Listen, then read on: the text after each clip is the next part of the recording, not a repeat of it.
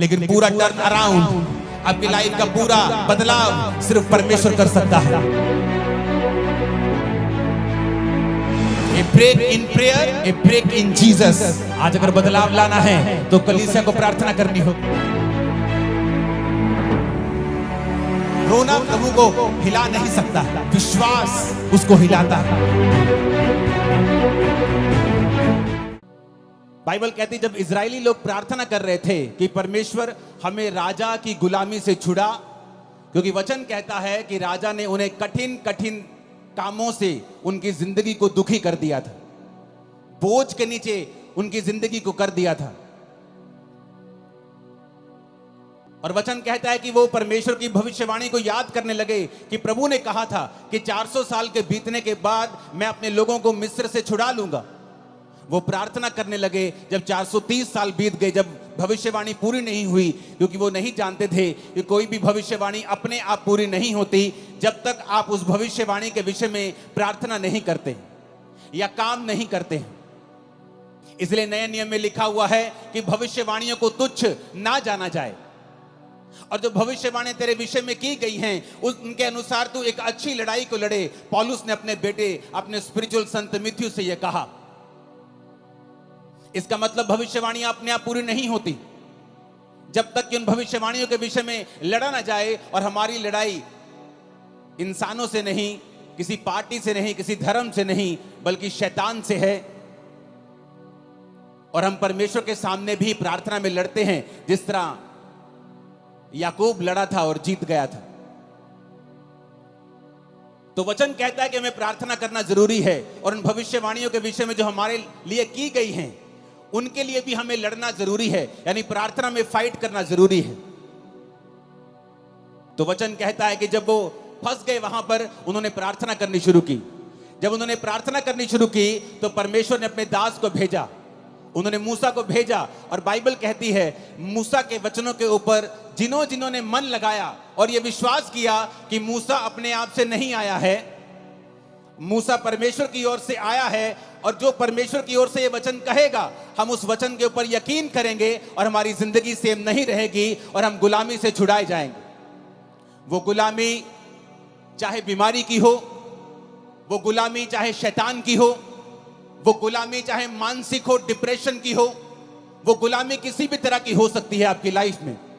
लेकिन वचन ये कहता है कि जब आप परमेश्वर के वचन को सुनते हैं और फैसला कर लेते हैं कि आज से मैं अपना दिल दिमाग परमेश्वर के वचनों के ऊपर लगाऊंगा, तो वचन कहता है वो गुलामी नहीं रहती। परमेश्वर आपको बंधनों से छुड़ाता है और गुलामी से छुड़ाता है। और उस वचन को जो उसने मूसा को दिया था और लोगों को छुड़ा लिया था, आज मेरा विश्वास है कि परमेश्वर जो वचन आपके लिए देने वाले हैं वो पूरी तरह से आपको और आपके परिवार को छुड़ा लेगा। इस मसीह जिंदगी में क्या सबसे ज्यादा जरूरी है, क्या है सबसे ज्यादा इंपॉर्टेंट हमारी लाइफ में? आज जितने क्रूसेड्स आज तक मैंने किए हैं, मैं one of the most important word मैं आज आप लोगों के लिए लेके आया हूं। कल रात से मैं परमेश्वर की प्रेजेंस में था, अपने परिवार के साथ नहीं था, और प्रभु से कह रहा था कि परमेश्वर तेरा आत्मा मुझ पे जाहिर करे कि तू अपने लोगों से क्या कहना चाहता है। तो वचन कहता है याकूब 5 उसकी 16 से 20 आयत में, इसलिए तुम आपस में एक दूसरे के सामने अपने अपने पापों को मान लो और एक दूसरे के लिए प्रार्थना करो जिससे चंगे हो जाओ। धर्मी जन की प्रार्थना के प्रभाव से बहुत कुछ हो सकता है। एलिया भी तो हमारे समान दुख सुख भोगी मनुष्य था, और उसने गिड़गिड़ाकर प्रार्थना की कि मेह ना बरसे, तो 3.5 साल बारिश यानी मेह नहीं बरसा। फिर उसने प्रार्थना की, आकाश से वर्षा हुई और भूमि फलवंत हुई। हे मेरे भाइयों, यदि तुम में से कोई सत्य के मार्ग से भटक जाए और कोई उसको फेर लाए, तो वह ये जान ले जो किसी भटके हुए पापी को फेर लाएगा, हर एक प्राणी को उस प्राणी को वो मृत्यु से बचाएगा और उसके पापों के ऊपर वो पर्दा डालेगा। सब बोलो आमीन। एक डेविड नाम का व्यक्ति जिसके अंदर इंडिया को बचाने का बोझ था, जब वो इंडिया में आया तो उसको भाषा नहीं आती थी, लेकिन वो एक बात जानता था कि वचन कहता है कि प्रार्थना के प्रभाव से बहुत कुछ हो सकता है। एलिया भी तो हमारे समान दुख और सुख भोगी मनुष्य था, क्योंकि जिनकी जिंदगियों से मिरेकल्स होते हैं या जिनकी लाइफ में मिरेकल होते हैं, लोगों को लगता है कि शायद ये आसमान से उतरा हुआ पुरुष है कोई, इसलिए इसके जब ये प्रचार करता है या ये प्रार्थना करता है, लंगड़े चलते हैं, शायद ये स्वर्ग से उतरा है। लेकिन वचन ये कहता है, क्या फर्क था एक आम व्यक्ति में और एक एलिया में? एलिया भी तुम्हारे समान दुख सुख भोगी मनुष्य था, यानी उसके जीवन में दुख भी आते थे, उसके जीवन में तुम्हारी तरह सुख भी आते थे। लेकिन बाइबल कहती है कि वो तुम्हारे समान हमारे समान दुख सुख भोगी मनुष्य था। लेकिन जब उसने प्रार्थना की कि मैं ना बरसे, तो मैं नहीं बरसा। अपने पड़ोसी को बोलो, ध्यान से सुन, आज तेरी जिंदगी बदलने वाली है। जब वो परमेश्वर का दास डेविड इंडिया में आया, उसे भाषा नहीं आती थी। उसने कहा कोई बात नहीं, अगर मुझे भाषा नहीं आती तो परमेश्वर तो मेरी प्रार्थना को सुन सकता है। वो कबीले में गया जहां लोग उसके खिलाफ हो गए, वो प्रार्थना करने लगा और उसने अपना जीवन प्रार्थना वाला कर लिया और घुटनों पे आकर रोज घंटों घंटों वो प्रार्थना किया करता था। एक दिन उस कबीले वाले ने सोचा कि ये फॉरेनर हमारे धर्म को बदलने के लिए आया है, जबकि वो ये नहीं जानते थे कि प्रभु यीशु मसीह धर्म को बदलने के लिए नहीं, वो जीवन को बदलने के लिए आए थे। लोगों ने देखा कि ये धर्म बदलने के लिए शायद आया है, तो बहुत से कबीले इकट्ठे होकर उसे मारने के लिए गए। जब उसे मारने के लिए गए, जहां जंगल में वो प्रार्थना कर रहा था, उसके सामने खड़े हो गए और जब उसे मारने लगे तो सांप उन लोगों के सामने आ गए और सांपों ने उन लोगों को इस डेविड को मारने नहीं दिया। डेविड बहुत लंबा समय नहीं जिया, जल्दी खुदा के पास गया, लेकिन उसकी सेवकाई एक प्रार्थना की सेवकाई थी। और हिस्ट्री कहती है कि उस प्रार्थना के कारण जो उसने रोज रोज परमेश्वर के सामने की, परमेश्वर ने उस कबीले के ऊपर दया की और एक बड़ी बेदारी दी। आज वो सब लोग परमेश्वर में हैं, मसीह में हैं, सच्चाई को जान चुके हैं। जॉन हाइडी नाम का इंसान, जिसे जॉन हाइडी ऑफ इंडिया कहते हैं, जबकि वो इंडियन नहीं था, वो एक अमेरिकन इंसान था। और उसके अंदर एक बोझ पैदा होता है कि मैं जाऊंगा और जो लोग बचे नहीं हुए, जो लोग परमेश्वर में नहीं हैं, जो सच्चाई नहीं जानते, मैं जाऊंगा और उन लोगों को बचाऊंगा। लेकिन उसने प्रार्थना करनी शुरू की। रोज वो 14-14 घंटे वो प्रार्थना करता था। इतनी वो प्रार्थना करता था कि एक दिन जब वो बीमार हो गया, डॉक्टर के पास उसे लेके गए, तो डॉक्टर ने बताया कि आप एक जगह जैसे झुक के जब प्रार्थना करते हैं, आपने इतनी लंबी लंबी प्रार्थनाएं की हैं कि आपका हार्ट जो है वो शिफ्ट हो चुका है और अपनी जगह से थोड़ा दूर जा चुका है, इसलिए आप बीमार हैं। आपके हार्ट की थोड़ी पोजीशन जो है वो चेंज हुई है, आपकी बॉडी में इतने बदलाव हुए हैं। लेकिन डॉक्टरों के कहने के बावजूद भी वो प्रार्थना करता रहा, रोज प्रार्थना करता रहा, अपने घुटनों के ऊपर प्रार्थना करता रहा। और एक समय ऐसा आया कि परमेश्वर ने जिस इलाके में उसको भेजा था, उस इलाके में एक बेदारी शुरू हुई। लाखों लाखों करोड़ों लोग परमेश्वर में आने शुरू हुए। जब आज आप उन इलाकों में जाकर देखेंगे तो 100%, 90% लोग मसीह में आ चुके हैं और परमेश्वर को ग्रहण कर चुके हैं। कारण क्या? एक व्यक्ति ने बाइबल के वचनों को समझा। उसने समझा कि एलिया भी हमारे समान दुख और सुख भोगी मनुष्य था, लेकिन उसने फैसला किया कि मैं प्रार्थना करूंगा। एलिया कहां नजर आता है? एलिया कहीं नजर नहीं आता बाइबल में एकदम से आपको। वो कहीं ऐसा नहीं है कि बाइबल में जब पहला राजा की पुस्तक शुरू होती है, दाऊद का जिक्र होता है, दाऊद के बाद पहले शाऊल राजा बनता है, उसके बाद दाऊद राजा बनता है, फिर सुलेमान राजा बनता है, सुलेमान के बाद उसके बेटे राजा बनते हैं, उसके पोते पड़पोते राजा बनते हैं, परमेश्वर में खड़े नहीं रहते, वो गिर जाते हैं। तब तक भी एलिया का जिक्र नहीं आता। लेकिन जब बाइबल कहती है पहला राजा 17 में जब एलिया का जिक्र आता है, पहला राजाओं 17 उसकी 1 से 6, तिशबी एलिया जो गिलाद के परदेशियों में से था, उसने अहाब से कहा। अहाब भी इजराइल का राजा था जिसने इजाबेल से शादी कर ली थी और वो सब कुछ परमेश्वर के वचन के विरोध में कर रहा था और परमेश्वर उससे खुश नहीं था। वचन कहता है कि एलिया एकदम से पहला राजा उस 17 में प्रकट होता है। उससे पहले एलिया की कोई जानकारी नहीं थी। एलिया कोई वीआईपी इंसान नहीं था। एलिया कोई राजाओं के खानदान से नहीं था। एलिया किसी प्रॉफिट्स के खानदान से नहीं था। लेकिन एकदम से वो प्रकट होता है और ये कहते हैं तिशबी एलिया।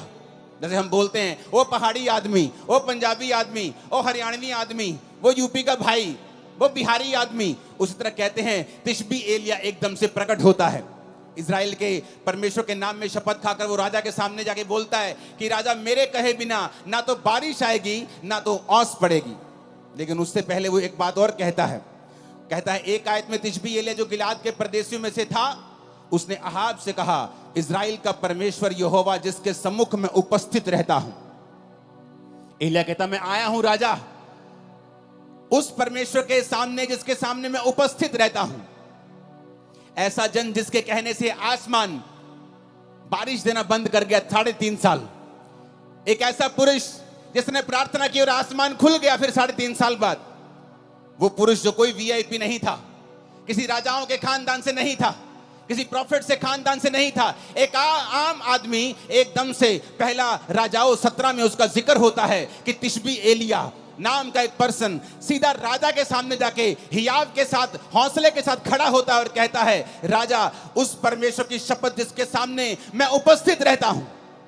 आज कौन लोग बंधनों में हैं? कौन लोग गरीबी के बंधन में हैं, बीमारियों के बंधन में हैं? कौन लोग हैं जिनको शैतान सताता है? ये वो लोग हैं जो परमेश्वर के सामने घुटनों को नहीं टेकते हैं, जो एक दिन तो प्रार्थना करते हैं, दूसरे दिन प्रार्थना करना छोड़ देते हैं, जो एक दिन तो चर्च जाते हैं, उसके बाद दूसरे संडे छुट्टी कर लेते हैं, जिनको ये नहीं मालूम कि आपके पास एक पावरफुल हथियार है, प्रार्थना करने का हथियार।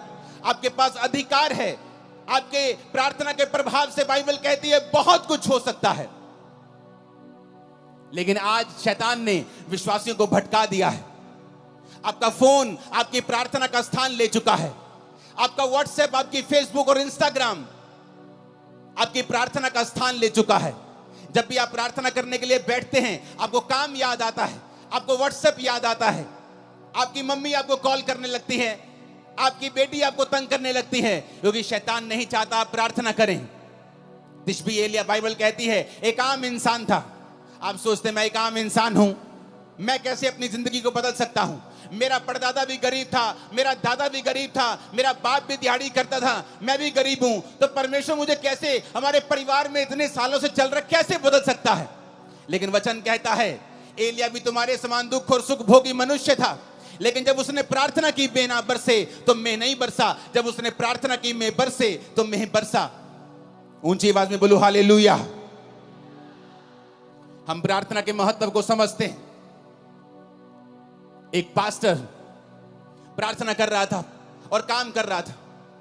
बहुत साल उसने सेवा की, लेकिन इतने रूहें नहीं बचा पाया। उसको आंखों का रोग हो गया। जब आंखों का रोग हो गया, उसने कहा अब तो मैं सेवा नहीं कर सकता, लेकिन मैं प्रार्थना करूंगा। और उसने प्रार्थना करनी शुरू कर दी। जब उसने प्रार्थना करनी शुरू की, परमेश्वर ने एक पास्टर, 2 पास्टर भाई थे, उनके दिल में डाला कि वो जाएं और उस जगह के ऊपर प्रचार करें। और हिस्ट्री बताती है कि जब उसने प्रार्थना की तो रिवाइवल शुरू हुआ। वो 16-16 घंटे, 14-14 घंटे रोज प्रार्थना करता था।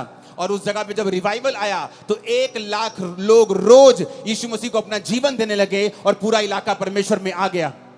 कारण प्रार्थना। कारण ये नहीं था कि वो दुनिया के बेस्ट बाइबल स्कूल में पढ़े थे या वो दुनिया के सबसे ऊंची यूनिवर्सिटी में पढ़े थे। उन्होंने बाइबल के वचन को समझ लिया था कि जब तू प्रार्थना करेगा मैं रास्तों को खोलूंगा, मांगो तो दिया जाएगा। उन्होंने समझ लिया था कि अगर मेरी जिंदगी में जो कुछ नहीं है, इसका कारण यह है कि हमने प्रार्थना नहीं की। जॉन हैडी, जिसकी वजह से पूरे का पूरा इलाका, पूरे की पूरी स्टेट्स परमेश्वर में है, वो कहता था आज प्रार्थना करने वाले लोग बहुत कम हैं और रोने वाले प्रार्थना में उससे भी कम हैं और आहें भरने वाले प्रार्थना में तो है ही नहीं है। क्योंकि आज हम पवित्र आत्मा को समय नहीं देते कि वो आए और हमारे अंदर से हमको इस्तेमाल करे। आज प्रार्थना का जीवन नहीं है, इसलिए शैतान ये बात जानता है। वो बात जानता है, इसीलिए वो आपकी लाइफ में काम करता है।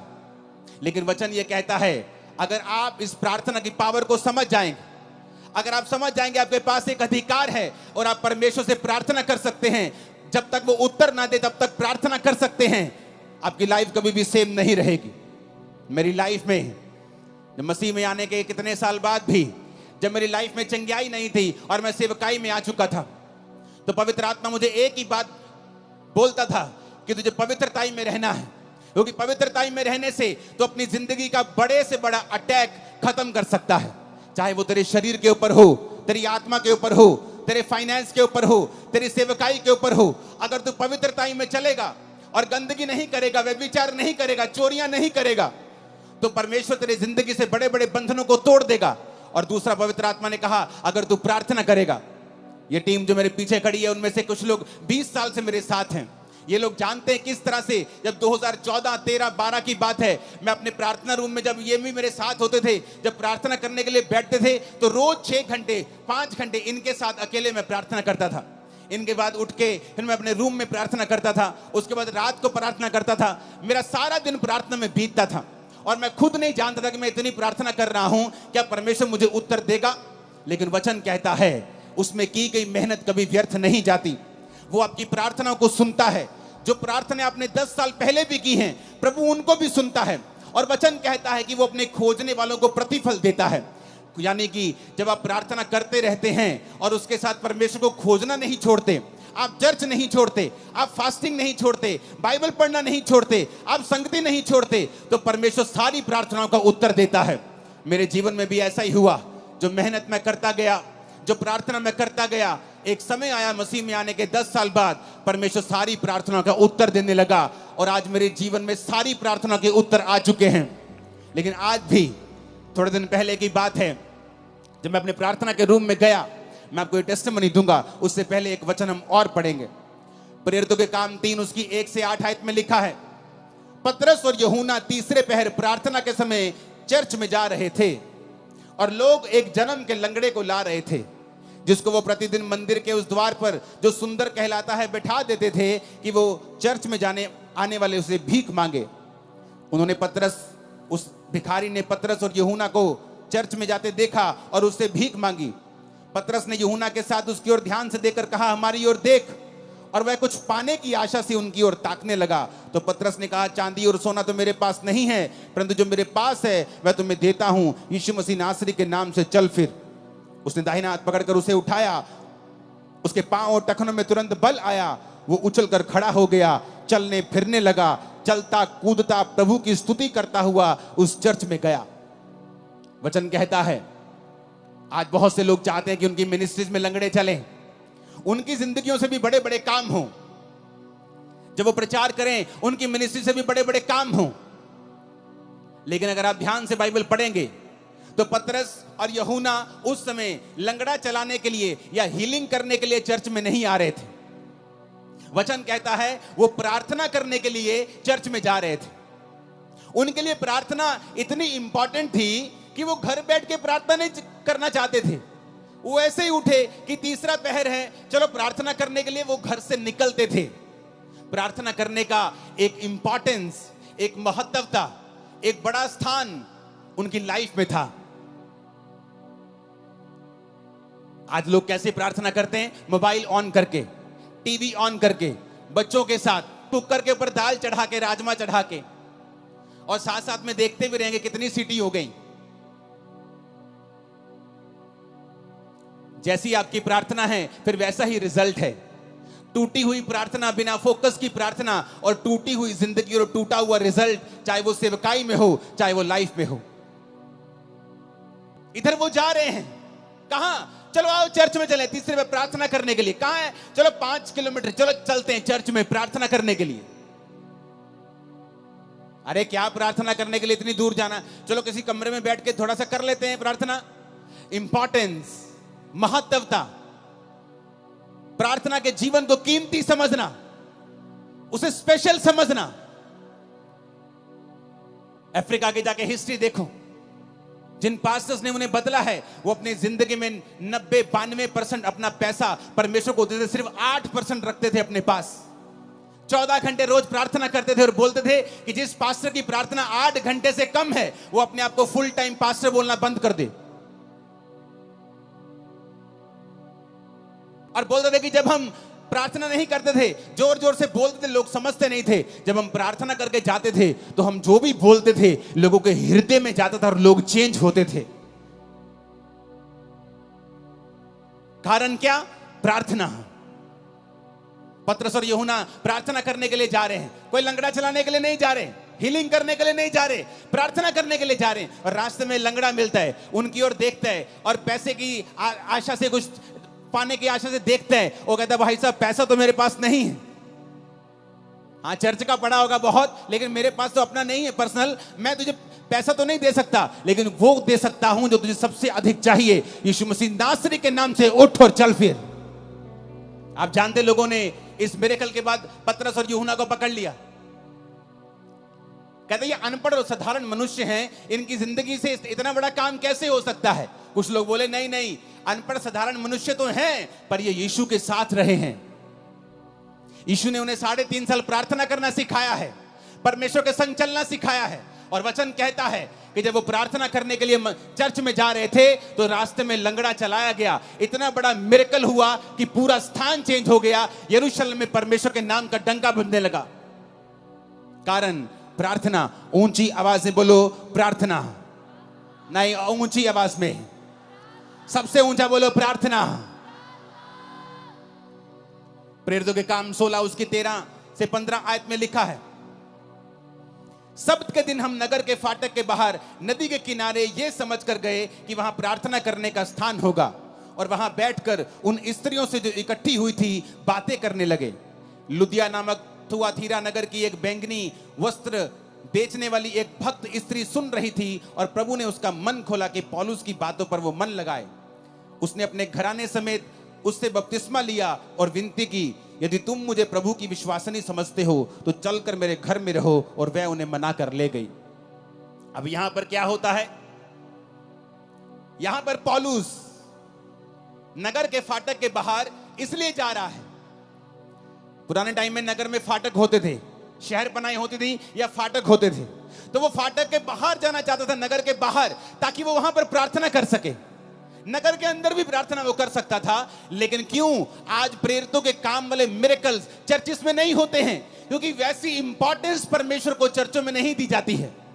पास्टर्स की लाइफ में भी वैसी इंपॉर्टेंस प्रार्थना की नहीं रही जैसे प्रेरितों के टाइम में हुआ करती थी।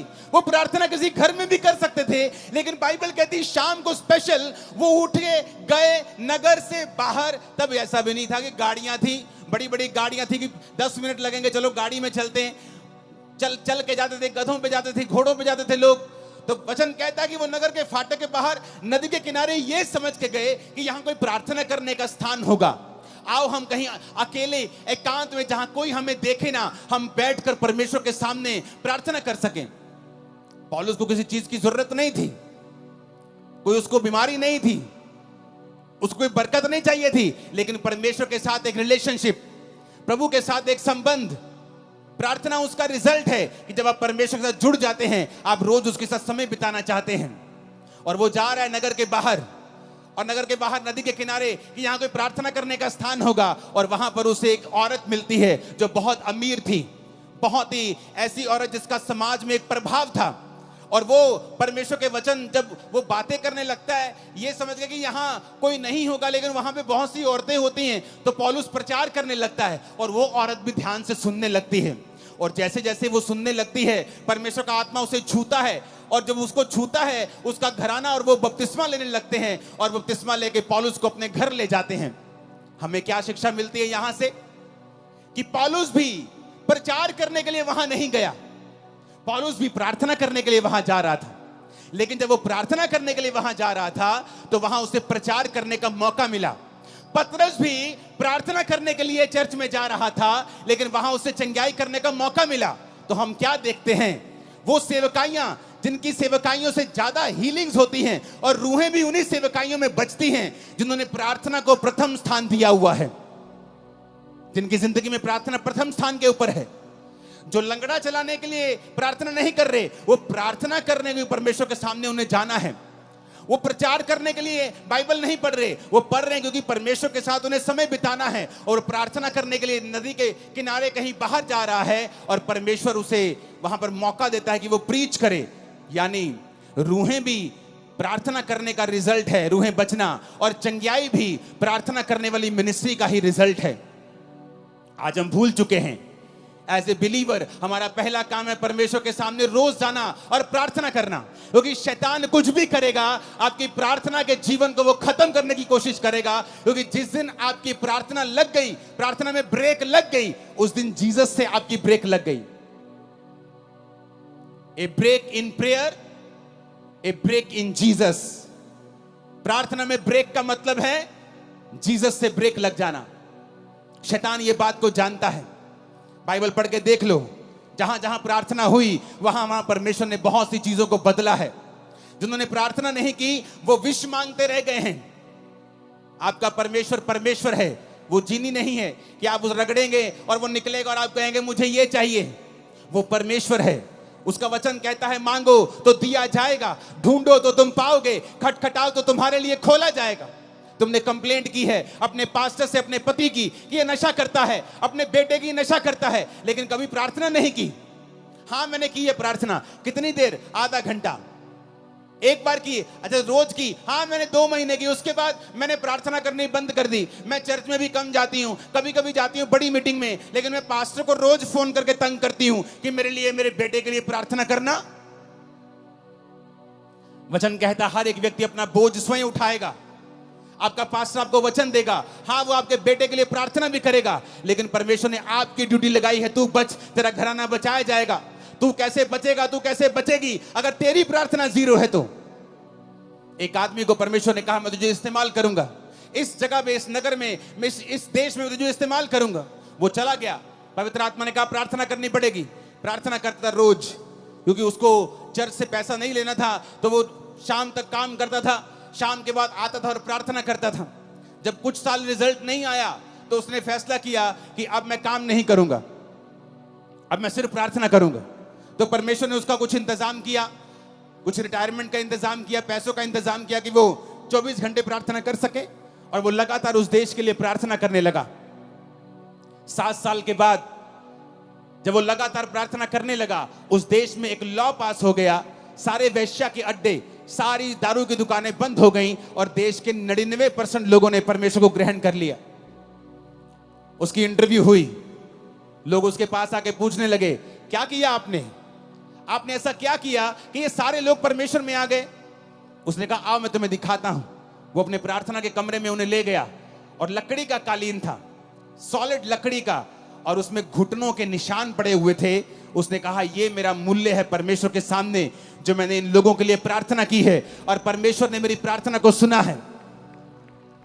आप अकेला प्रचार करेंगे बिना प्रार्थना के, बिना प्रभु की हुजूरी के, लोगों के हृदय कभी छिदेंगे नहीं। वो कभी परमेश्वर को ग्रहण नहीं कर पाएंगे, कभी परमेश्वर के वचन को समझ नहीं पाएंगे। आपको पवित्र आत्मा की फायर और ताकत चाहिए आपके प्रचार के पीछे, कि वो लोगों के हृदयों में जाए, और वो आज से वायदा करके जाए कि परमेश्वर आज से कुछ भी हो जाए, मैं रोज प्रार्थना करूंगा, घंटों घंटों प्रार्थना करूंगा, तेरी हजूरी में आऊंगा, और मैं आपको वायदा करता हूं अगले कुछ महीनों और सालों के अंदर अंदर वो आपको छुड़ाएगा और सबसे ऊंचे स्थान के ऊपर लेके जाएगा। वो आपकी बेइज्जती को पूरी लाइफ के लिए खत्म कर देगा। आपकी लाइफ में नई शुरुआत को वो देगा। आमीन। ऊंचा और खतरनाक वाला चाहिए चर्च। ऊंची आवाज में हालेलुया बोलो 7 बार, जरा ऊंची आवाज में।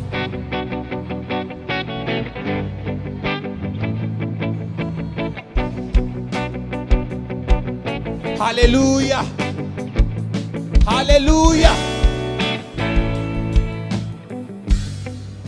अगर आप प्रार्थना नहीं करेंगे, हन्ना अपने पति से लड़ती थी रोज, मेरे बेटा क्यों नहीं, मेरे बच्चा क्यों नहीं है। वो कहता मैं क्या परमेश्वर हूं, मैं क्या खुदा हूं, मेरी दूसरी पत्नी के है, अगर तेरे नहीं, तब 1 से ज्यादा शादियां होती थी पुराने नियम में। उसने कहा अगर तेरे नहीं है तो मैं क्या कर सकता हूं, क्या मैं परमेश्वर हूं? अगर परमेश्वर ने तेरी कोख को बंद कर दिया है तो मैं क्या कर सकता हूं। उसका रोना उसको बच्चा नहीं दिला पाया। रोज रोती थी, बच्चा नहीं हुआ। रोज कर लाती थी, कंप्लेंट भी करती होगी, परमेश्वर को ताने भी मारती होगी, कुछ नहीं हुआ। एक दिन हन्ना ने फैसला कर लिया। पहला शमूएल 1 उसकी 9 से 20 आयत में लिखा है कि हन्ना एक दिन परमेश्वर के घर में गई और वहां प्रार्थना करने लगी। और प्रार्थना कैसी की? दिल से, टूटे हुए मन के साथ, क्योंकि वचन कहता है वो टूटे और पिसे हुए दिल को कभी तुच्छ नहीं जानता। उसने परमेश्वर से प्रार्थना की कि परमेश्वर अगर तू अपनी दासी के दुख की ओर दृष्टि करे और मेरे को बेटा दे, तो मैं तेरे भवन में वो बेटा तेरी सेवा के लिए दे दूंगी। और उसके होंठ हिलते थे, क्योंकि वो पूरे मन से प्रार्थना कर रही थी, आंसुओं के साथ। लेकिन सुन नहीं रहा था वो क्या कह रही है। उस घर के सेवक ने समझा कि ये नशे में है। उसने कहा ए औरत, अपना नशा छुड़ा, अपना नशा छोड़ दे, क्या वक वक बुड़बुड़ कर रही है तू।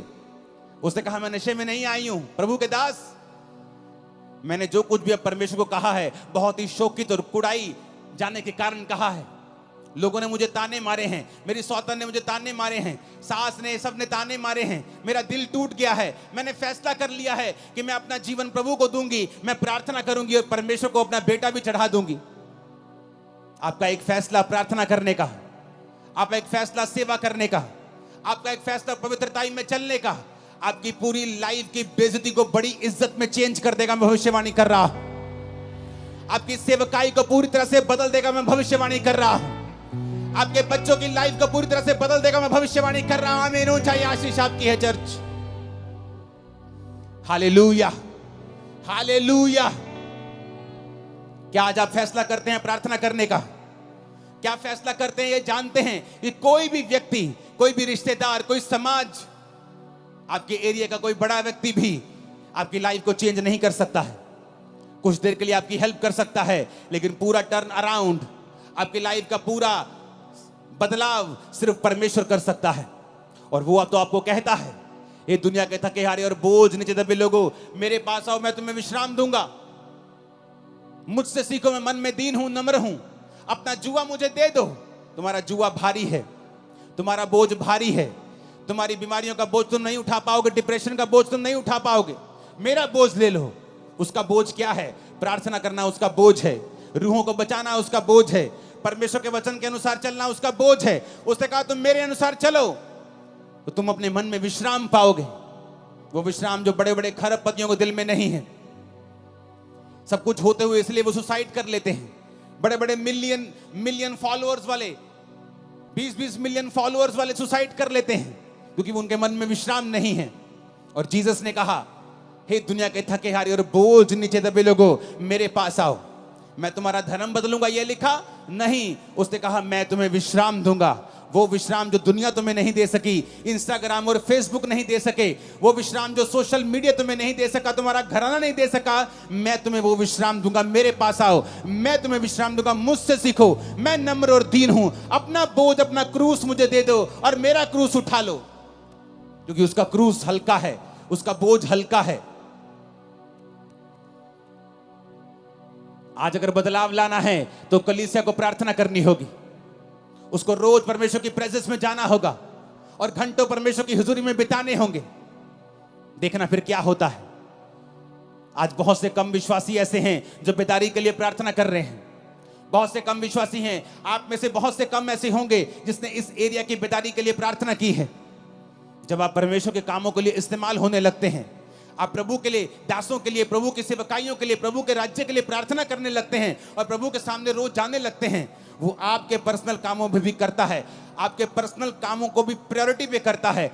आपकी हीलिंग को भी वो करता है, आपको चंगा भी करता है, आपके घराने को बचाता भी है, आपको ब्लेस भी करता है, गरीबी के दलदल से आपको बाहर भी निकालता है। जो होने वाला है आज रात के बाद, आप आए किसी और तरीके से, जाएंगे नहीं यीशु मसीह के सामर्थी नाम से। आप हो सकता है एक बांझ के रूप में यहां आए हों, लेकिन एक फलवंत स्त्री के रूप में भविष्यवाणी करता हूं, यहां से जा रहे हैं वापिस यीशु मसीह के नाम में। आमीन। चाहिए आशीष आपकी है चर्च। आप तैयार हैं परमेश्वर को अपना जीवन देने के लिए? आप तैयार हैं प्रार्थना करने के लिए? वही परमेश्वर हन्ना को रोज देखता होगा। हन्ना रोज बुड़बुड़ करती है, मेरे पुत्र क्यों नहीं हैगा, मेरे कुड़ी क्यों नहीं हैगी। अपने हस्बैंड से रोज लड़ती है। हस्बैंड रोज कहना, मैं रब्बा, मैं कोई रब्बा, मैं की करा। लड़ाई उसको कुछ नहीं दे पाई, खाना नहीं खाती, खाना छोड़ देती थी, कुछ नहीं हुआ। और एक फैसला किया, एक दिन मैं जाऊंगी और प्रार्थना करूंगी। सब कुछ बदल गया। मेरी लाइफ, मेरी सेवकाई प्रार्थना से बदली है। सब कुछ प्रार्थना से बदला है, परमेश्वर ने किया है। जब आप अपनी रिक्वेस्ट को, विनती को धन्यवाद के सहित परमेश्वर के सामने ले जाएंगे, उसने कहा मेरी शांति तो तेरी समझ से परे है, तेरे अंदर वास करेगी, तेरे विचारों को सुरक्षित रखेगी। आज हम बेचैनी में घूमते हैं, हर टाइम बेचैनी, हर टाइम चिंता, हर टाइम चिंता, हर टाइम वरी। क्यों? क्योंकि हम प्रार्थना करने वाले लोग नहीं हैं। अगर हम प्रार्थना करेंगे तो चिंता नहीं रहेगी, प्रार्थना करेंगे डिप्रेशन नहीं रहेगा, प्रार्थना करेंगे बीमारियां नहीं होंगी। क्योंकि बाइबल कहती है मुझ में की गई मेहनत कभी व्यर्थ नहीं होती, परमेश्वर ने कहा। जब मैं परमेश्वर में आया और प्रभु के बारे में मुझे मालूम हुआ, जब पहली प्रार्थना मेरे सिर पर हाथ रख के हुई थी, मैं कंप्यूटर इंजीनियर था, तब पहली प्रार्थना में समझ आ गई थी, क्योंकि मैं सब जगहों पे जा चुका था, सुसाइड करने वाला था, लेकिन ये बीमारियां और ये डिप्रेशन, नशे मुझे छोड़ के नहीं जा रहे थे। जिस दिन पहली प्रार्थना में समझ आ गई थी कि मेरे जीवन में सचमुच परमेश्वर बड़े काम कर सकता है, जो पहला करंट मुझे प्रार्थना का लगा था, उससे मुझे समझ आ गई थी। लेकिन मैं हील नहीं हुआ, चंगा नहीं हुआ। और एक दिन पवित्र आत्मा ने मुझसे कहा वचन के जरिए, क्योंकि वचन मुझे पढ़ना पड़ता था, नहीं तो मेंटली अपसेट के अटैक होते थे मुझे, तो बाइबल पढ़ने से मेरे वो ठीक हो जाते थे। तो बाइबल पढ़ते पढ़ते वचन आया, हे मेरे प्रिय भाइयों, हियाव बांधो, दृढ़ रहो, क्योंकि तुम जानते हो मसीह में की गई मेहनत कभी व्यर्थ नहीं जाती। यहां लगा यह वचन दिल में, रेमा बन गया, मेहनत करनी शुरू की, 40 रोजे रखे, साल में 1 बार, 2 बार, 3 बार, 4 बार, 5 बार, 5वीं बार या 6ठी बार रोजे थे तो परमेश्वर ने मुझे छुआ और 2005 में उस डिप्रेशन से पूरी तरह आजाद कर दिया। आज 25 हो चुका, 20 साल से मैं पूरी तरह से आजाद हूं, नशे से, डिप्रेशन से। कारण क्या?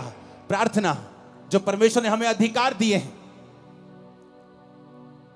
आपने कंप्लेंट अपने पास्टर को की है कि आपने रोज प्रार्थना की है? आपने 2 महीने करके बंद कर दी, आपने लगातार प्रार्थना नहीं की। आपको वचन के ऊपर खड़े होना होगा जब अगर आप चाहते हैं रिजल्ट आए तो।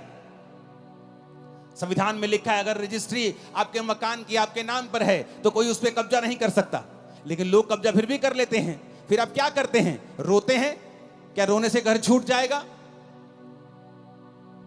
आप लड़ेंगे, वो गैर कानूनी है। क्या करेंगे? आप केस करेंगे, कोर्ट में जाएंगे, संविधान के मुताबिक बताएंगे जज को संविधान में ये लिखा है और ये लॉ के मुताबिक ये मेरा मकान है। लेकिन आपको ये भूल गया कि बाइबल आपका संविधान है। शैतान ने आपकी सेहतों के ऊपर कब्जा किया हुआ है, आपके बच्चों को नशों में लगाया हुआ है, उसने आपके घराने पे, आपके फाइनेंस पे कब्जा किया हुआ है। आप सिर्फ रोते हैं, रोने से कुछ नहीं होगा। कंप्लेंट करते हैं, उससे भी कुछ नहीं होगा। आपको परमेश्वर के सामने जाना होगा, घुटने टेकने होंगे, हाथों को उठाना होगा, स्वर के परमेश्वर की ओर दुहाई देनी होगी और वो खोल देगा आसमान।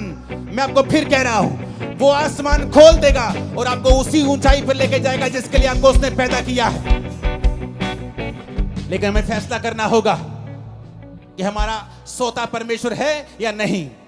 क्योंकि आपने कंप्लेंट भी करके देख ली, आपने रो लिया, अपने बच्चों से लड़ लिया, अपने हस्बैंड से लड़ लिया, अपनी वाइफ से लड़ लिया, अपने भाई से लड़ लिया, लड़के भी कुछ नहीं हुआ, रो लिया, करला लिया, कलेश डाल लिया, कुछ नहीं हुआ। परमेश्वर तुम्हें सिखाता है ना बल से, ना शक्ति से, बल्कि उसकी आत्मा के द्वारा कि मेरे बेटे, मेरी बेटी, तुझे मेरे पास आना होगा। सेवकाई को चेंज करना है, मेरे पास आना होगा। जो लोग आपकी बात नहीं सुनते। 2011 में मैं बड़ा फ्रस्ट्रेट था। मिनिस्ट्री 7000 क्रॉस कर चुकी थी, 7000 की चर्च क्रॉस कर चुकी थी, लेकिन मैं बड़ा फ्रस्ट्रेट था क्योंकि मैं जैसा चाहता था वैसा काम नहीं होता था, टीम वैसा बिहेव नहीं करती थी। और मैं फ्रस्ट्रेट हुआ और मैं चला गया प्रार्थना में, देश को छोड़ दिया और 21 दिन के लिए प्रार्थना में चला गया। वो 21 दिन मैं अनमैरिड था, अपनी फैमिली से वैसे भी बहुत मैं कम बात करता था। मेरी मदर थी शायद, जो सेव हो चुके थे शायद 2011 में, वो भी नहीं हुए थे या एकदम से ताजे ताजे सेव हुए थे। कोई फैमिली मेंबर मुझसे बात नहीं करता था। बस 21 दिन सिर्फ प्रार्थना की। अपने होटल के कमरे में रहता था और जब प्रार्थना से उठता था तो मुझे मालूम नहीं होता था कि दोपहर का समय है कि रात का समय है कि सुबह है। मोबाइल छोटे होते थे, छोटा मोबाइल दिखता कि कितना समय हो गया। फिर सोता था, फिर उठता था, प्रार्थना प्रार्थना। 21 दिन मैंने प्रार्थना की। जब मैं वापस आया, मेरी सेवकाई पूरी तरह से बदल गई। लोग मेरी बात सुनने लगे, टीम्स मेरी बात सुनने लगी। मेरे मन मुताबिक जो खुदा ने मुझसे चाहा था वैसा मेरी मिनिस्ट्री में काम होने लगा, क्योंकि परमेश्वर ने मुझे दिखाया कि तेरे प्रचार से भी कुछ नहीं होगा, तेरे चाहने से भी कुछ नहीं होगा, तेरी डेडिकेशन से भी कुछ नहीं होगा। जब तक तुम मेरे सामने घुटने नहीं टेकेगा, मेरे सामने नहीं आएगा। वो 21 दिन थे जब परमेश्वर ने मुझे सिखाया कि चाहे तेरी सेवकाई में 500 लोग हों या आने वाले समय के 5 लाख हों, तुझे रोज मेरी प्रेजेंस में बने रहना है, मेरी हजूरी में बने रहना है। तब समझ आई और उसके बाद मैं रोज अपने आप को प्रार्थना में देने लगा। अपनी लाइफ में प्रार्थना को प्रथम स्थान दिया। आज चाहे मैं शादीशुदा हूं, मेरे बच्चे हैं, मेरी फैमिली है, बड़ी सेवकाई चर्च है, सैकड़ों ब्रांचेस हैं, लेकिन मेरी प्रार्थना का समय बढ़ा हुआ है, आगे से भी ज्यादा है मेरी प्रेयर का समय, क्योंकि मैं सीक्रेट जानता हूं। मैं ये भेद जानता हूं कि भेद है खुदा के साथ रहना, भेद है प्रार्थना करना, भेद है तुम दुख और सुख भोगी मनुष्य हो। एलिया कोई स्वर्गदूत नहीं था। राजा के सामने जाके बोलना कि राजा मेरी जिम्मेवारी से बोलता हूं, तेरे देश में बारिश नहीं आएगी, यानी तेरा देश भूखा मरेगा। आज तो जमीन के नीचे से पानी निकाल लेते हो समरसेबल से, तब ऐसा नहीं होता था। कुएं खोदने पड़ते, निकले पानी ना निकले उस इलाके में जहां वो रहता था। उसने जिम्मेवारी ली। दिलेरी कहां से आई? प्रार्थना से। बाल के नबियों को मार दिया, बड़े बड़े काम किए। फिर इजाबेल ने कहा एलिया आज तेरा सिर मैं धड़ से अलग कर दूंगी। एलिया भागा, एलिया भागा। उसका भागना, उसका डरपोकपन इस बात का सबूत था कि एलिया भी एक मनुष्य ही था। उसकी पहली दिलेरी इसलिए थी कि वो रोज प्रार्थना में समय बिताता था। उसके बाद जब इंसान विक्ट्री देखता है, जीत देखता है, इंजॉय करने लगता है, प्रार्थना भूल जाता है, तो शैतान फिर से उसे डराने लगता है। वो फिर से भागता है और खुदा से कहता है खुदा मुझे मार दे, मैं अपने वंशों से अच्छा नहीं हूं। परमेश्वर से रोटी देता है और पानी देता है, बोलता है खा, तुझे बहुत काम करने हैं। यानी एलिया भी स्वर्गदूत नहीं था, नहीं तो वो भागता थोड़ी उस राजा से डरा नहीं, राजा की वाइफ से डर गया वो। प्रार्थना, प्रेयर्स। जब बड़े बड़े क्रूसेड्स होते हैं, लाखों लोग आते हैं क्रूसेड्स, लोग बोलते हैं अगले दिन आओ एंजॉय करते हैं, चलो आनंद मनाते हैं। हाँ आनंद करो, कोई बात नहीं, लेकिन अगली मीटिंग के लिए मुझे फिर खुदा की प्रेजेंस में ही जाना है, क्योंकि पिछले मसे से मैं अगला संडे नहीं चला सकता हूं। मैं अपने सोर्स को समझता हूं, अपने सोते को समझता हूं कि वो परमेश्वर है। जिस दिन आप ये समझ जाएंगे कि सब बातें परमेश्वर की ओर से होंगी। आप पौलुस को पढ़ के देखो, जब वचन कहता है कि उस औरत ने बपतिस्मा लिया, उसके घराने ने बपतिस्मा लिया, उसके बाद पढ़ के देखो क्या हुआ। अगर आप 16 से लेकर 40 आयत तक पढ़ेंगे प्रेरितों के काम की, आपको मालूम होगा उसके बाद पौलुस की जिंदगी में बहुत से रास्ते परमेश्वर ने खोले।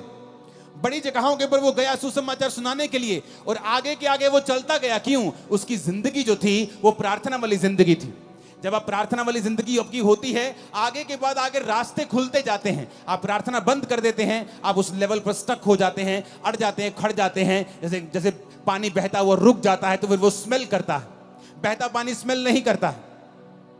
आप पढ़ो पौलुस को, सिर्फ ये मिरेकल नहीं हुआ रूहें बचाने का, आगे भी बहुत से मिरेकल्स उसकी सेवकाई में हुए, क्योंकि वो प्रार्थना करने वाला जन था। उसको मालूम था कि मेरा सोर्स जो है वो परमेश्वर है। ऊंची आवाज में कहो आमीन। आप पढ़ो अपनी बाइबल को, रोज देखो कि कब कब प्रार्थना हुई है और कहां कहां प्रार्थना का रिजल्ट उनकी लाइफ में कैसा आया है। आप फिर समझ जाएंगे दुनिया की बड़ी बड़ी बेदारियां प्रार्थना से शुरू हुई।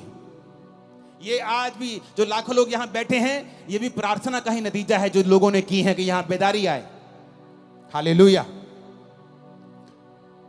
अगर आप वहां पे देखेंगे तो उसके बाद 16 आयत से, प्रेरितों के काम 16 उसकी 16 आयत से एक दुष्ट आत्मा को पौलुस निकालता है। जब वो जा रहा था, जो भविष्यवाणी करती थी फेक थी। उसके बाद पौलुस और सिलास को पकड़ लिया जाता है और बंदी गृह में बंद कर देते हैं। वहां भी वो प्रार्थना और धन्यवाद करते हैं। वहां का दरोगा, वहां के लोग जब भूकंप देखते हैं उस जेल में और परमेश्वर छुड़ा लेता है, उनको भी वहां बचाता है। देखो कितने मिरेकल जुड़े हुए हैं इसी घटना के साथ। कैसे हुए? प्रेयर्स के कारण, कि वो जानते हैं अगर हम प्रार्थना करेंगे तो स्वर्ग खुलेगा। प्रभु यीशु मसीह उससे ऊपर तो कोई नहीं है, लेकिन वचन कहता है 12 चेले चुनने से पहले प्रभु यीशु मसीह ने सारी रात प्रार्थना की। अगर वो परमेश्वर है तो फिर प्रार्थना करने की क्या जरूरत है? उसे सब मालूम है। लेकिन बाइबल कहती है वो संपूर्ण मनुष्य भी था और संपूर्ण परमेश्वर भी था, इसलिए उसे मनुष्य का पुत्र भी कहा जाता है और परमेश्वर का पुत्र भी कहा जाता है। सारी रात प्रार्थना की। कल आपकी बेटी का रिश्ता होने जा रहा है। आज रात को आप क्या कर रहे हैं? आप टीवी देख रहे हैं। कल आपने बड़े इंपॉर्टेंट काम के लिए जाना है। आज रात आप क्या कर रहे हैं? आप व्हाट्सएप पे हैं, आप इंस्टाग्राम पे रील्स देख रहे हैं। जिसकी तो रील्स देख रहे हैं उसको तो पैसे मिल रहे हैं, जिसको तो यूट्यूब पे आप फॉलो कर रहे हैं उसको तो पैसा मिल रहा है। आपको क्या मिल रहा है? इतने वेले मत बनो कि तुम अपने वैल्यू को, अपने टाइम की वैल्यू को पहचान ना सको। जो आज दुनिया में जिन्होंने कुछ किया है, उनके 4 हाथ और 2 दिमाग और 4 आंखें नहीं है। हमारी तरह 2 आंखें और 2 हाथ और 1 दिमाग ही है। अपने समय का सदुपयोग करो, उसे परमेश्वर में इन्वेस्ट करो, लगाओ उसे परमेश्वर में, और आप अच्छा समय काटने वाले हैं। मैं भविष्यवाणी करके जा रहा हूं, अच्छा समय मुकेरिया चर्च आप काटने वाले हैं। आमीन ऊंचा चाहिए। हालेलुया। पढ़ो बाइबल, देखो क्या हुआ है प्रार्थनाओं के बाद। आप ध्यान से बाइबल पढ़ेंगे, इस स्थिति से पढ़ेंगे कि मैं पढ़ना चाहता हूं, मैं देखना चाहता हूं क्या हुआ है प्रार्थना करने के बाद। कितने बदलाव आए हैं सेवकाइयों में, पर्सनल लाइफ में, मैरिड लाइफ में, बच्चों की जिंदगी में, फाइनेंशियल लाइफ में, सोशल लाइफ में। बहुत से बदलाव आप देखेंगे जिस दिन आप प्रार्थना करने का मन बना लेंगे। मैं करता जी, मैं नहीं करता जी प्रेयर, मेरी वाइफ बहुत करती प्रेयर।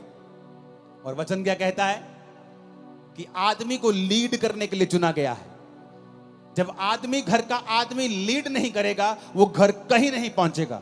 औरत को जो आदमी लीड कर रहा है, उसे संभालने का मसा दिया गया है। आज अगर इस सेवकाई में सैकड़ों ब्रांचेस हैं, उन्हें संभालने वाला मैं नहीं हूं, मेरी वाइफ है। स्पिरिचुअल सेवकाई करने वाला, प्रोटोकॉल बनाने वाला, दर्शन दिखाने वाला, आगे लेके जाना है, वो मेरा काम है। प्रभु क्या चाहता है, क्या बनाना है, नया क्या करना है, वो मेरा काम है। लेकिन जिस घर का आदमी प्रार्थना में नहीं होगा, यानी उस घर का अगुआ डेड है, तो फिर जो उस घर में है बस वाइफ वही संभाल के रखेगी। अगर वो उसके पास 200 है तो वो 200 को संभाल के रखेगी, 500 है तो 500 को संभाल के रखेगी। क्योंकि तुमने परमेश्वर से अगुवाई नहीं पाई है कि तुम आगे बढ़ सको। तुम आगे बढ़ोगे, तुम्हारी वाइफ उसे संभाल के रखेगी, पर तुम आगे तब बढ़ोगे जब परमेश्वर तुम्हारी आंखें खोलेगा और तुम्हारी अगुवाई करेगा। अब्राहम ने जब हाजिरा को निकाल दिया, इस्माइल को निकाल दिया, तो हाजिरा एक जगह जब रोटी पानी खत्म हो गया तो रोने लगी। और रोने लगी तो परमेश्वर ने कहा, हाजिरा मत रो, क्योंकि मैंने उस लड़के की प्रार्थना को सुना है। उसने कहा, उसने ये नहीं कहा हाजिरा तेरे रोने को मैंने देखा है। स्वर्गदूत कहता तेरे को नहीं देखा मैंने, तू रोना परमेश्वर को हिला नहीं सकता। नहीं तो हॉस्पिटल में हर एक मर्द औरत जिसका आज एक लौता बच्चा है, जिसकी माँ बाप आज हॉस्पिटलाइज बेड पे हैं, आईसीयू में, सब रोते और खुदा उनको चंगा कर देता। रोना प्रभु को हिला नहीं सकता है, विश्वास उसको हिलाता है। उसने कहा स्वर्गदूत ने, क्यों रो रही है? मेरे पास पानी नहीं, मेरे पास रोटी नहीं, हम मर जाएंगे। उसने कहा परमेश्वर ने उस लड़के की प्रार्थना को सुना है। क्यों? क्योंकि वो लड़का अब्राहम के साथ रहता था। अब्राहम, उसका बाप, उसको प्रार्थना करनी आती थी अब्राहम को। वो अपने बाप को जानता था, बाप को प्रार्थना करते देखता था, रिजल्ट भी आते थे, वो देखता था। इसलिए जो लोग आज ऐसी चर्चों में जाते हैं जहां प्रार्थना का महत्व है, जो जीवित चर्चिस हैं, उनकी जिंदगियां बदलनी शुरू हो जाती हैं, क्योंकि वो अपने अगुओं को उस तरह से प्रार्थना करते देखते हैं। लेकिन जिन पास्टर्स की खुद प्रेयर नहीं है, आप भी अंधे और आपके लोग भी अंधे, आप भी भटक रहे हो, आपके लोग भी भटक रहे, आप भी दुखी, आपके लोग भी दुखी। तो उस दूत ने कहा परमेश्वर ने तेरे बेटे की प्रार्थना को सुना है, उसके आंसू देखें, उसकी प्रार्थना को सुना है। और पास में एक कुआं दिखाई दिया, उसकी आंखें लिखा खोल दी, यानी चंगाई उसके पास थी। लेकिन जब आंखें बंद होती हैं, आपको कुछ नजर नहीं आता है। हल आपके पास ही पड़ा होता है, नजर नहीं आता। सालों साल घर में दबा रहता है, नजर नहीं आता। जिस दिन आप यहोवा को पुकारते नजर आता है। आज मैं प्रार्थना करता हूं, यहोवा आपकी आंखों को खोल दे और आपको हल नजर आए यीशु मसीह के सामर्थ्य नाम में। यीशु के नाम में हल नजर आए आपको, यीशु के नाम में। आमीन। ऊंचाई आशीष हमारी है चर्च। आप मेरी बात को समझ रहे कि नहीं? हल नहीं होगा। आपकी आंखों के सामने एक कुआं होगा और आपकी आंखें बंद होंगी। आप कभी कुएं के खब्बे, कभी कभी कुएं के सज्जे, कभी आप सीधा नहीं जा पाएंगे। क्यों? आपकी प्रार्थना जीरो है, आपका परमेश्वर के साथ कोई संबंध नहीं है। अब्राहम ने कहा अपने नौकर को, जा और मेरे बेटे के लिए एक बहू लेके आ। जाके वो प्रार्थना करता है। उसे मालूम था इट इज इम्पॉसिबल कि मैं एक अच्छी लड़की ले जाऊं, इट इज इम्पॉसिबल। प्रार्थना करता है, हे पिता, ऐसी लड़की जो मुझे पिलाए, मेरे ऊंटों को पिलाए, ऐसी लड़की भेज। और परमेश्वर भेजता है। क्यों? प्रेयर। हर ग्रेट आदमी जानता है प्रेयर उसका राज है, उसका सीक्रेट है। आपकी लाइफ में प्रेयर नहीं है, आपकी लाइफ में कुछ नहीं है। फिर आप टाइडर हो सकते हैं, चर्च के फाइनेंशियल सपोर्टर हो सकते हैं, लेकिन परमेश्वर की निगाह में आपकी बहुत बड़ी वैल्यू नहीं है। अगर आपका फेसबुक अकाउंट आपको प्रार्थना करने से रोक रहा है, यहीं डिलीट करके जाना, खोल लेना जाके 50 दिन बाद जब प्रार्थना सेट हो जाए। खुदा ने कहा ऐसा इंसान जो तुम्हें काना करता है, कहता है तू काना होके परमेश्वर के राज में प्रवेश कर लेना। ऐसा ना हो कि 2 आंखें रख के तू नरक में चला जाए। फेसबुक अकाउंट रखने का कोई प्रॉब्लम नहीं, लेकिन अगर वो प्रार्थना खत्म कर रहा है तो डिलीट कर दो और प्रार्थना में चले जाओ। ऐसी हर चीज को खत्म कर दो। काना होके प्रवेश कर लो, लंगड़ा होके प्रवेश कर लो, एक टांग के साथ लंगड़े होके चले जाओ, लेकिन चले जाओ। जो सही है उसे अपना लो। आज लड़ाई है अपनी फैमिली से, बहू से, सास से, माफ कर दो आज, नहीं तो प्रार्थना नहीं कर पाओगे परमेश्वर के सामने। और लेकिन अगर आज आपने इस वचन को सुन के जो खुदा ने मुझे दिया है, मैं अपने आप से नहीं कह रहा हूं, और आपने प्रार्थना करने का, प्रभु के साथ जीने का मन बना लिया, मैं आपको बता रहा हूं, आपकी इज्जत की जाएगी, आप ऊंचे किए जाएंगे, आप चंगे किए जाएंगे, आप आजाद किए जाएंगे, आप ब्लेस किए जाएंगे यीशु मसीह के सामर्थी नाम में। आपकी लाइफ सेम नहीं होगी। आप बड़े देशों में होंगे, बेस्ट जगहों के ऊपर आप होंगे। आपका घराना यीशु मसीह के नाम में आशीषित होगा। आमीन। ऊंचाई आशीष हमारी है चर्च। परमेश्वर के दास के द्वारा टीचिंग्स को सुनने के लिए, अनाउंसमेंट्स और अपडेट्स को जानने के लिए आप हमारे YouTube चैनल को सब्सक्राइब करें और साथ में बेल आइकन को दबाएं, ताकि जब भी कोई नई अपडेट हो तो आप सबसे पहले जान सकें।